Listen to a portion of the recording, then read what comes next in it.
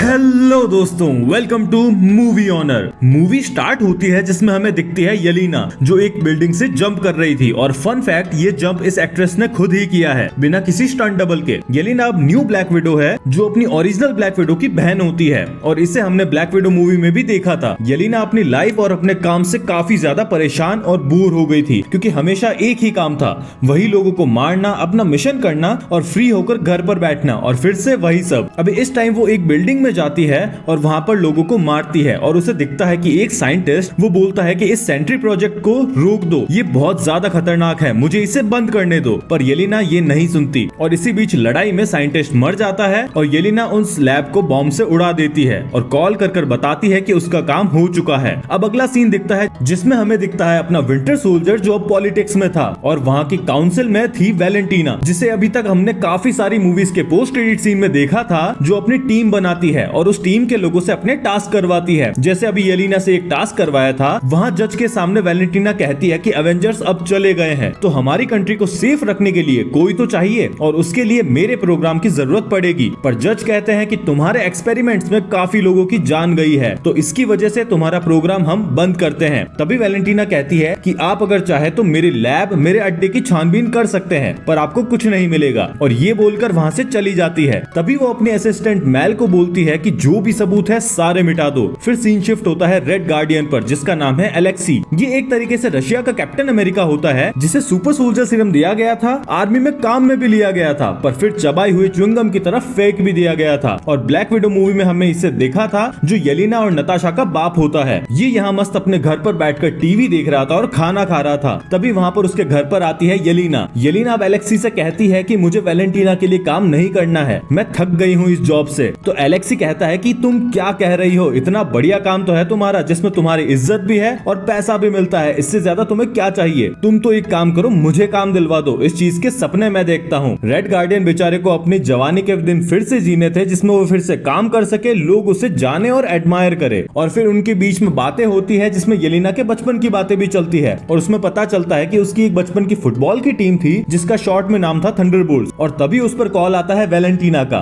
वो वैलेंटीना को काम छोड़ने के लिए बोलती है। तभी वैलेंटीना कहती है कि तुम्हें अब सिर्फ मेरे लिए एक आखिरी काम करना होगा, उसके बाद तुम मेरी तरफ से फ्री हो। तो अब वैलेंटीना उसे जाने को बोलती है एक वीरान जगह पर जहां उसका एक्सपेरिमेंट प्लेस था और वहां जाकर एक चोर घोस्ट को मारने के लिए बोलती है जो वहां पर कुछ चुराने जा रही थी। घोस्ट को हमने लास्ट में Ant Man and the Wasp movie में देखा था। येलिना अब वहां पर जाती है पर वहां पर हमें पता चलता है कि घोस्ट को काम मिला था टास्क मास्टर को मारने का, जिसे हमने ब्लैक विडो मूवी में भी देखा था। और येलिना को मारने का काम दिया गया था यूएस एजेंट मतलब जॉन वॉकर को, जिसे हमने लास्ट में देखा था फैल्कन एंड विंटर सोल्जर में। अब तुम देख ही सकते हो यहाँ पर वैलेंटीना अपने सारे सबूत मतलब जो उसके लिए काम करते थे उन्हें मरवाने का प्लान बना लिया था, जिसमें घोस्ट मारती टास्क मास्टर को, घोस्ट को मारने आई थी येलिना और येलिना को मार देता जॉन वॉकर। अब ये सभी आपस में लड़ाई भी करते हैं और इस लड़ाई के बीच में घोस्ट अपनी ट्रिक से टास्क मास्टर को मार देती है। पर अब इन सब के बीच में लड़ाई शांत होती है और इन्हें समझ आता है कि हम सभी को मारने के लिए प्लान वैलेंटीना ने बनाया है। पर पहले जॉन ये बात नहीं मानता,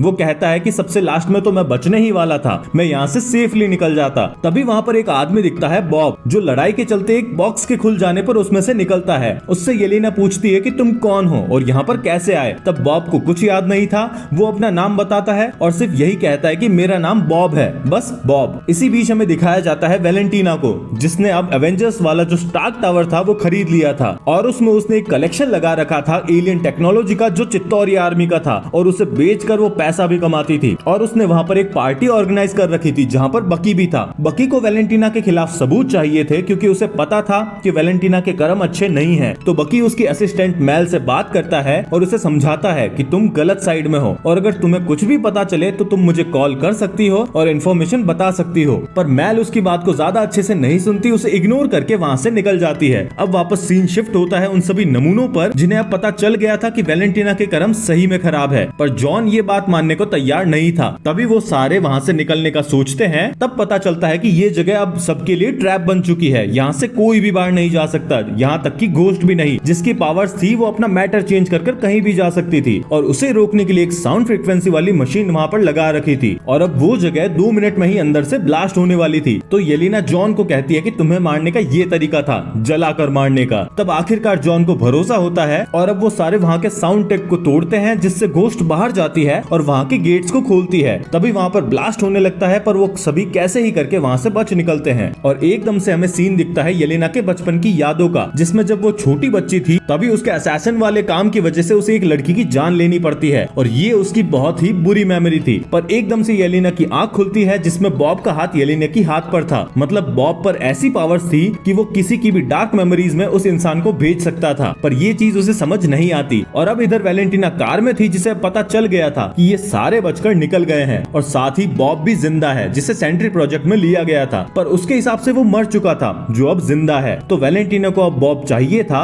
क्योंकि उसे लगता था कि उसका सेंट्री प्रोजेक्ट काम कर गया है। तो अब वैलेंटीना अपने मिलिट्री टाइप की आर्मी से कहकर उस जगह अटैक करने को बोलती है कि सभी को मार दो, कोई भी नहीं बचना चाहिए सिवाय बॉब के। और ये बात कार ड्राइवर जो अपना एलेक्सी था वो सुन लेता है और अब वैलेंटीना का ये ऑर्डर मेल को भी अजीब लगता है कि वो अपने सारे पुराने असैसिन्स को मरवाना चाहती है जिन्होंने वैलेंटीना के लिए ही काम किया है। तो उसे ये चीज अच्छी नहीं लगती और ये बात वो बताती है बकी को और वहाँ की लोकेशन भी देती है। और अब इन नमूनों को दिखाया जाता है जो अब आसमान से गिरे पर खजूर में अटके वाली सिचुएशन में फंस चुके थे। वो एक जगह पर थे जहाँ से जाने का कोई भी रास्ता नहीं था। उसके बहुत ही ऊपर एक गेट था पर वहाँ पर कोई भी नहीं जा सकता था क्योंकि इनमें से किसी को भी उड़ना नहीं आता था। तो अब वो चारों एक आइडिया लगाकर एक साथ ऊपर चढ़ते हैं और कैसे ही कर ऊपर पहुंच जाते हैं। तभी वहाँ पर फिर से बॉब की पावर्स दिखती है जब जॉन का हाथ बॉब के हाथ पर लगता है जिसमें अब जॉन फंस गया था। वो अपने ट्रॉमा को याद करता है कि जब उससे कैप्टन अमेरिका की पोस्ट से हटाया गया था क्योंकि उसने सरेआम किसी की जान ले ली थी, तो सभी लोग उसे बहुत ही भला बुरा कहते थे और उस चीज की वजह से वो अपने वाइफ अपने बच्चे पर ध्यान नहीं देता था जिससे उसकी वाइफ उसे छोड़कर चली जाती है। और अब ये सब सोचते हुए फिर से उस गहरी जगह की तरफ बढ़ता है जैसे मानो सुसाइड करना चाहता हो, पर येलेना उसे बुलाकर जगा देती है। जॉन होश में आता है और साथ ही उसे बॉब पर शक भी होता है तो उनके बीच में झड़प होती है, पर वहाँ पर सबसे ज्यादा समझदार थी येलेना और वो बॉब को समझाती है कि जब तक हम इस मुसीबत से नहीं निकलते हम सभी दोस्त हैं और उसके बाद सभी अपने अपने रास्ते निकल जाएंगे। पर तभी उन्हें पता चलता है कि बाहर पूरी एक आर्मी उनका वेट कर रही है उन्हें पकड़ने के लिए। वो कैसे ही करके वहाँ से बाहर निकलने का प्लान बनाते हैं जिसमें घोस्ट एक कार का इंतजाम करती है और वो सभी वहाँ से बचकर निकलते हैं। और जब वो कार से जा ही रहे होते हैं वहाँ पर नाकाबंदी जैसी जगह पर दो सोल्जर्स उन्हें रोक लेते हैं और अब सभी पकड़े जाने वाले थे, पर बॉब अपने आप को सेक्रीफाइस करने के लिए तैयार था। वो गाड़ी से निकलकर गन से फायर करता हुआ उन सभी सोल्जर्स का अटेंशन अपनी तरफ खींच लेता है और अब जॉन, घोस्ट और येलेना वहाँ से निकल जाते हैं। तभी बॉब पर सभी फायर करते हैं जिससे बॉब गिर जाता है, पर वैलेंटीना सभी को रोकती है कि ये हमें जिंदा चाहिए। पर तभी एकदम से बॉब खड़ा होता है और बॉब को एक खरोच तक नहीं आई थी और उसे अब गुस्सा भी आ रहा था। तभी फिर से फायरिंग चालू होती है और बॉब वहाँ से उड़ जाता है एकदम एपिक तरीके से, पर उसे कुछ समझ नहीं आ रहा था। वो फिर से बेहोश हो जाता है और ऊपर से नीचे गिरता है और गिरते ही इतना बड़ा झटका मिलता है जिससे एक शॉक वेव निकलती है और येलेना वाली गाड़ी भी पलट जाती है। ये सब चीजें वो देख रहे थे और इन्हें पता चलता है कि बॉब अब नॉर्मल इंसान नहीं है और वैलेंटीना को अब बॉब चाहिए था। अब बाकी तीनों वहाँ से जा रहे थे और उन्हें पता चलता है कि वैलेंटीना ने किसी सेंट्री प्रोजेक्ट पर काम किया था जिसके कॉस्ट्यूम, हेयर और सभी कुछ डिजाइन किए गए थे और अब वो वैलेंटीना के सोल्जर से बच बचाकर वहाँ से निकल रहे होते हैं। तभी वहाँ पर आ जाता है अपना एलेक्सी अपनी लंबी गाड़ी लेकर और उन सभी को साथ लेकर जाता है, पर तभी उन पर अटैक हो जाता है।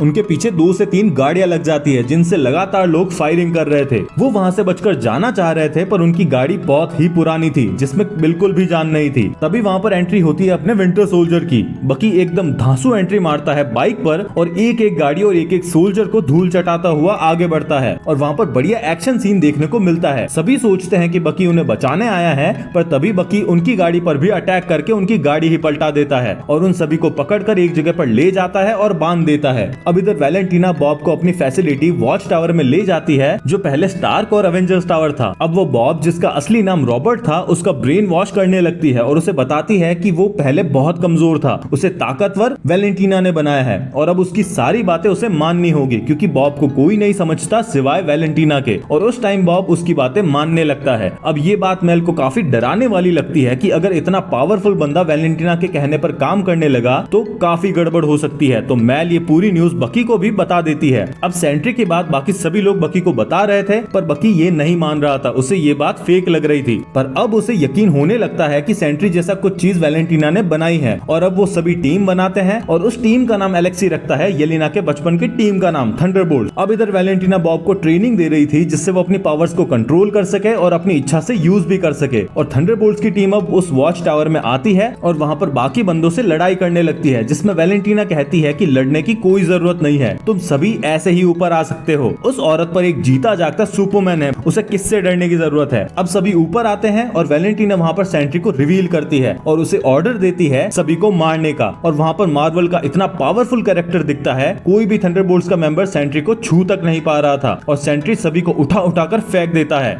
और धूल चटा देता है। और इस मूवी का बेस्ट एक्शन सीन यहाँ पर दिखाई देता है। पर सेंट्री लास्ट में उन सभी को छोड़ देता है। वो कहता है कि उसे अभी इन सब से कोई भी जान का खतरा नहीं है, तो मैं इन्हें क्यों मारूं? मैं इन्हें जब चाहूं मार सकता हूं। और थंडरबोल्ट्स वहां से भाग जाते हैं और वैलेंटीना को इस बात पर गुस्सा आता है और वो सेंट्री को बोलती है कि उसे उसकी बात माननी होगी। तब सेंट्री बोलता है कि ये गॉड किसी की बात क्यों मानेगा? और वैलेंटीना ये सुनकर सेंट्री को मारने का किल स्विच दबाने वाली होती है। तभी सेंट्री को पता चल जाता है और वो उसका गला पकड़कर उसे दीवार पर सटा देता है। वो उसे मारने ही वाला होता है, तभी मेल वहाँ पर किल स्विच को दबा देती है, जिससे सेंट्री गिर जाता है। उन्हें ये लगता है कि सेंट्री मर गया था और अब वो दोनों नीचे चले जाते हैं, जिसमें वैलेंटीना अपने काम वालों को ऑर्डर देती है कि सेंट्री की बॉडी को ठिकाने लगा दो। पर अब सेंट्री नहीं था, अब वो वॉइड बन चुका था। सेंट्री की वो डार्क पर्सनैलिटी जिस पर खुद सेंट्री का कंट्रोल नहीं था। अब वॉइड अपने अंधकार को फैला रहा था और वहाँ पर काफी अफरा तफरी मच चुकी थी।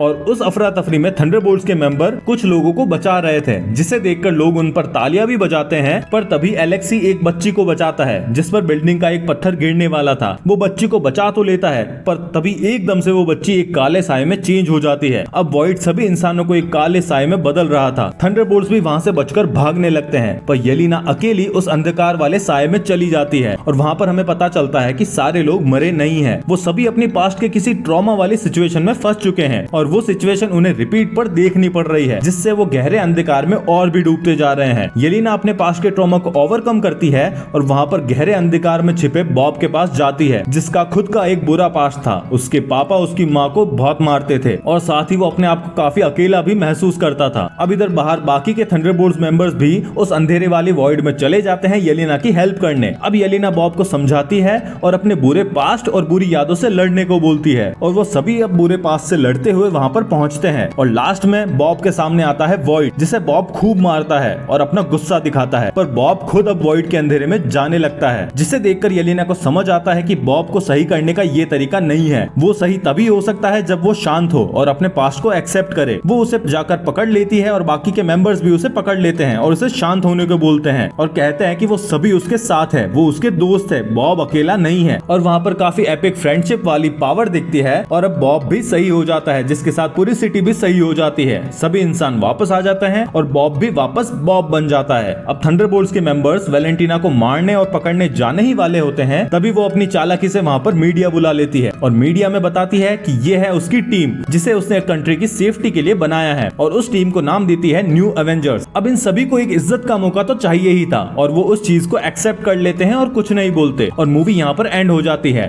मूवी के पोस्ट क्रेडिट सीन में दिखाया जाता है कि अब उस टीम को बने हुए 14 महीने हो गए हैं। वो सभी एवेंजर्स टावर में रहते हैं, पर उनसे कोई भी खुश नहीं था, कोई उन्हें रियल एवेंजर्स नहीं मानता था और कैप्टन अमेरिका सैम विल्सन उन्हें एवेंजर्स का नाम यूज करने के लिए भी मना कर रहा है। ये चीज बकी सभी को बताता है। तभी वहाँ पर स्क्रीन पर हमें दिखती है एक स्पेसशिप अर्थ के एनवायरनमेंट में एंट्री ले रही थी और वो स्पेसशिप दिखाई जाती है जिस पर लिखा होता है 4। वो स्पेसशिप थी फैंटास्टिक 4 की और मूवी यहाँ पर एंड हो जाती है। फैंटास्टिक 4 भी रिलीज की एक हफ्ते में इस चैनल पर मिल जाएगी, तो सब्सक्राइब। मिलते हैं अगली मूवी में, बाय।